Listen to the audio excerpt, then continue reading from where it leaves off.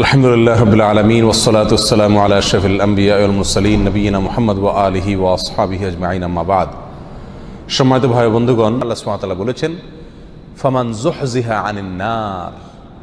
দুনিয়াতে যত সফলতা অর্জন করুক না কেন মানুষ, এটা চূড়ান্ত সফলতা নয়, সাময়িক সফলতা।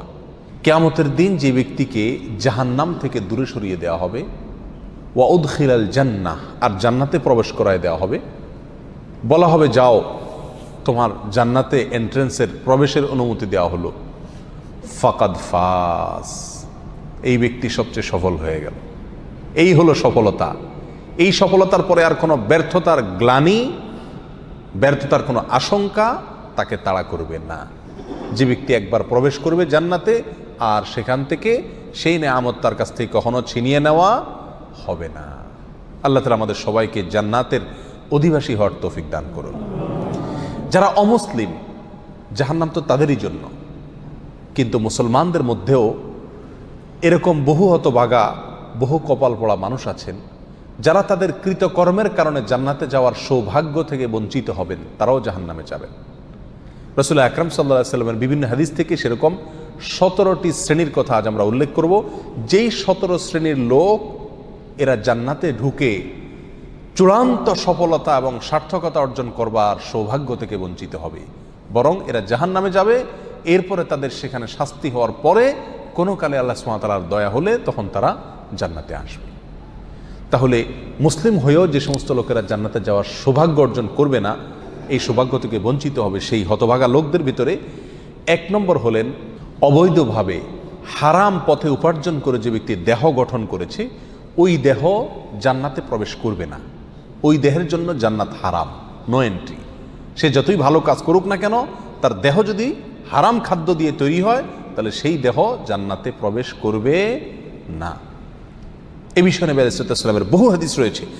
নাম্বার 2, আত্মীয়তার সম্পর্ক ছিন্নকারী ব্যক্তি, যেই কোনো অজুহাতেই হোক না কেন, নিজের ভাইয়ের সাথে, নিজের বোনের সাথে, মায়ের সাথে, বাবার সাথে, ফুফুর সাথে, চাচার সাথে, মামুর সাথে, খালার সাথে, চাচাতো ভাই বোনের সাথে, ফুফুর সাথে সংশ্লিষ্ট যারা আছে তাদের সাথে, এক কথায় রক্ত সম্পর্কীয় যত আত্মীয় আছে তাদের সাথে, এবং কি শ্বশুরবাড়ির লোকজন আছে, কোনো যুক্তিসঙ্গত কারণ ছাড়া তাদের সাথে আপনি সম্পর্ক ছিন্ন করলেন।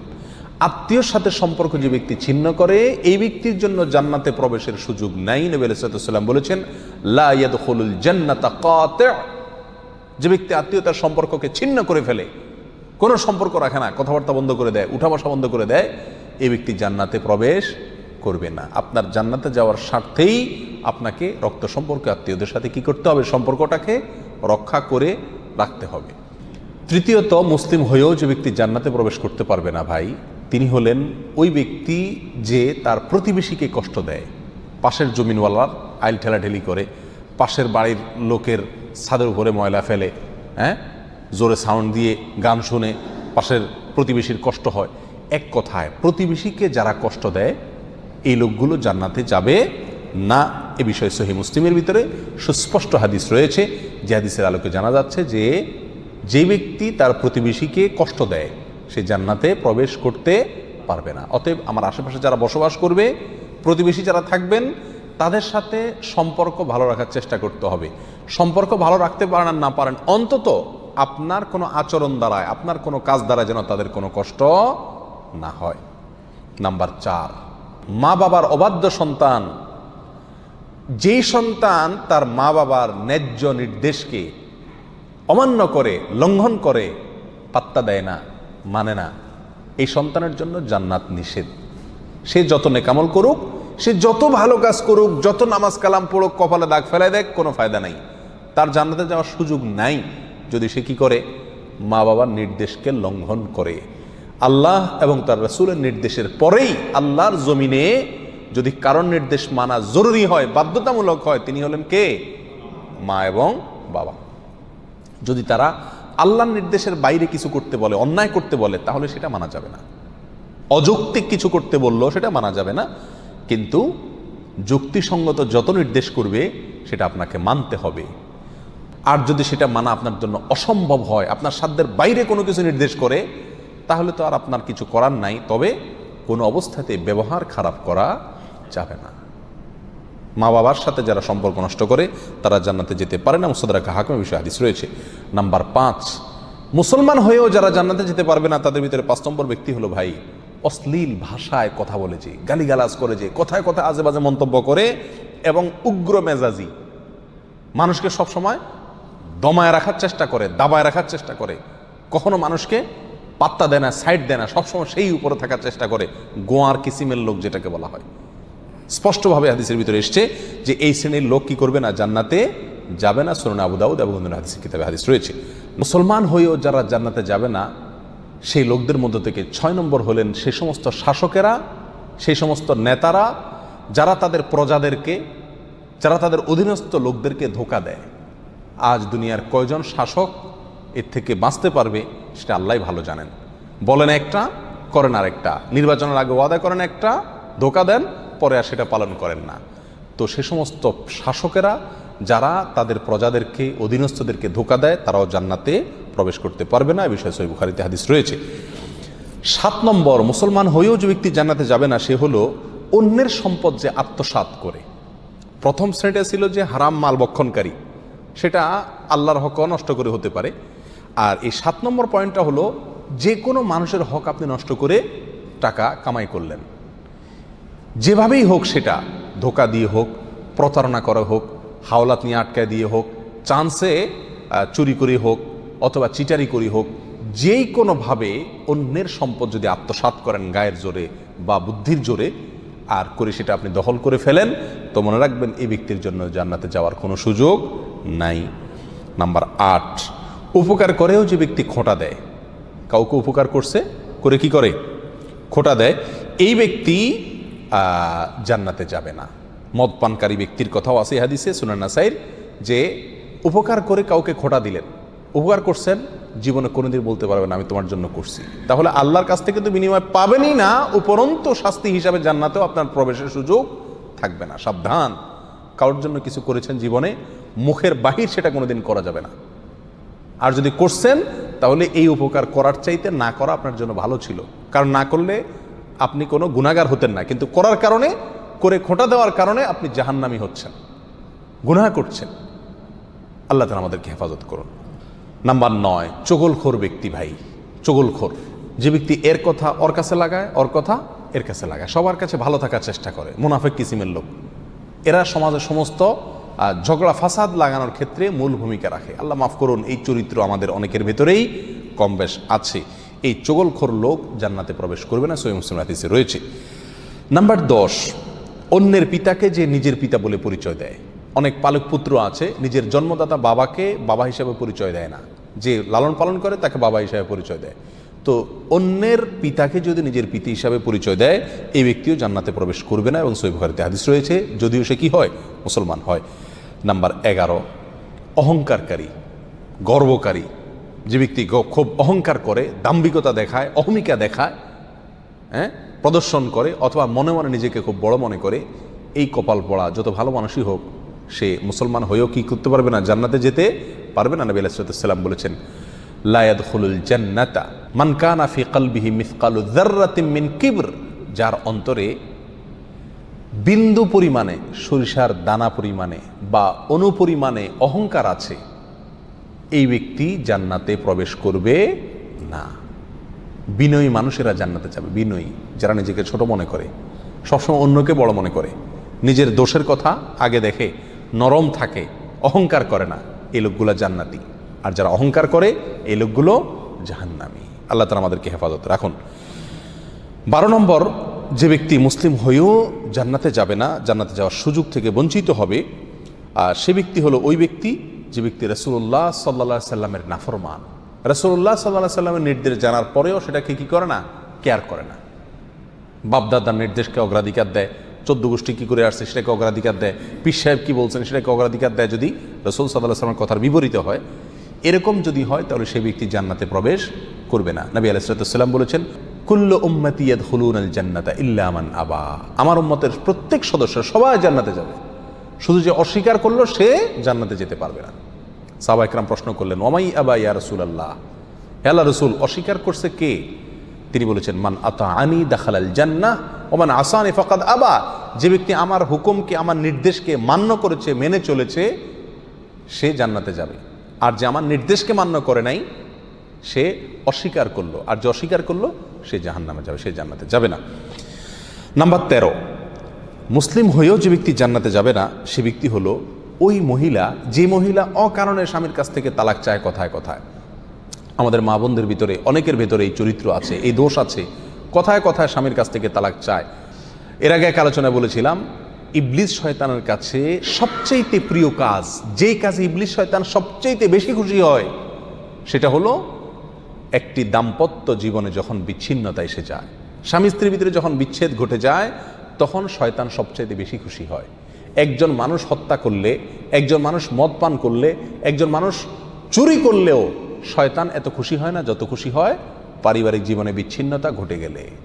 এই জন্য এই বিচ্ছিন্নতা চাওয়া, তালাক চাওয়া এটাও দোষের বিষয়। কোনো মহিলা যদি রাগের কারণে তালাক চায় স্বামীর কাছে কথায় কথায়, তাহলে এরাও জান্নাতে প্রবেশ করবে না। আল্লাহ তাআলা আমাদের মা বোনদেরকে হেফাজত করুন। সুনানে তিরমিজিতে এই বিষয়ে হাদিস রয়েছে। নাম্বার 14, মুসলিম হয়েও যারা জান্নাতে যাবে না তারা হলো দুনিয়ার উদ্দেশ্যে যারা ইলম অর্জন করে। দুনিয়ার উদ্দেশ্যেই কি করে? ইলম অর্জন করে, কোরআন হাদিস শিখে পয়সা কামাই করার জন্য, চাকরি করার জন্য, বা এটা বিক্রি করে খাওয়ার জন্য। এই ধান্দা যদি ইলম অর্জন করে তাহলে সে ব্যক্তিও জান্নাতে প্রবেশ করবে না। যদি কেউ দুনিয়াতে ইলম শিখে কিসের জন্য? দুনিয়ার কোনো ধান্দা, দুনিয়ার কোনো উদ্দেশ্যে, মানুষের কাছে বড় সাজবে, মানুষের কাছে মর্যাদা পাবে, সম্মান পাবে, মৌলানা সাহেব হবে, মুফতি সাহেব হবে, বক্তা সাহেব হবে, টাকা পয়সা কামাবে, দাওয়াত টাওয়াত খাবে, এই ধান্দা যদি কোনো মৌলবী হয়, কোনো মানুষের ইলম শিখে, তাহলে সে ব্যক্তিও জান্নাতে যেতে পারবে না। আল্লাহ তাআলা আমাদেরকে হেফাজত করুন। নাম্বার 15, যে ব্যক্তি মাথায় কালো কলব ব্যবহার করে, চুলের মধ্যে, দাড়ির মধ্যে পিওর কালো কলব, যেখানে কোনো প্রকার মেহেদি টেদির মিক্সও নাই, একেবারে পিওর কালো কলব ব্যবহার করে, এই ব্যক্তিও জান্নাতে যাবে না। সূরা নাসা হাদিস রয়েছে। নাম্বার 16, রিয়াকারী ব্যক্তি, যে ব্যক্তি আমল করে, ভালো কাজ করে মানুষকে দেখানোর জন্য। বিশেষ করে আজ প্রিয় ভাইয়েরা, অর্থনৈতিক যত ইবাদত আছে এগুলোর ভেতরে উদ্দেশ্যের অসাধুতা প্রচণ্ড পরিমাণে থাকে। আমরা এগুলো করি অথচ ধান্দা থাকে মানুষ আমাকে বাহবা দিবে, আমাকে দানবীর বলবে, বা সবাই জানবে যে আমি দান টান করি, সবার কাছে আমি এটা ভালো সাজবো, এই একটা মানসিকতা কাজ করে। এটাকে রিয়া বলা হয়, লৌকিকতা বলা হয়।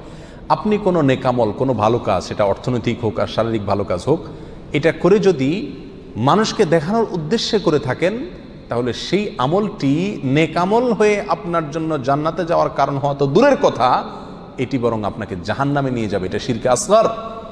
নবী আলাইহিস সালাম বলেছেন আখেরি জামানায়, শেষ যুগে, কিয়ামতের আগে দাজ্জালের যে আতঙ্ক হবে, যে আতঙ্কে তার ভেলকিতে অনেক মুসলমান অমুসলমান হয়ে যাবে, ঈমান হারা হয়ে যাবে।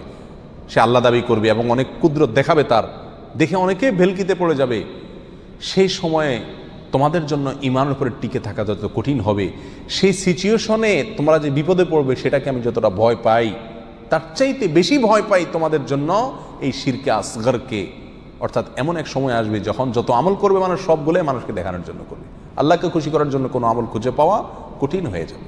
এই সেই রিয়া, লৌকিকতা, মানুষকে দেখানো, মানুষের কাছে বাহবা কুড়ানো, মানুষের কাছে সুনাম অর্জন করার জন্য যদি যে কোনো ভালো কাজ করা হয় তাহলে এই ব্যক্তি জান্নাতে প্রবেশ করবে না। সহিহ বুখারী, সহিহ মুসলিমে বিষয় হাদিস রয়েছে। নাম্বার 17, ওয়ারিশকে বঞ্চিতকারী ব্যক্তি, যে ব্যক্তি তার পরিত্যক্ত সম্পত্তি থেকে তার কোনো ওয়ারিশে কি করে?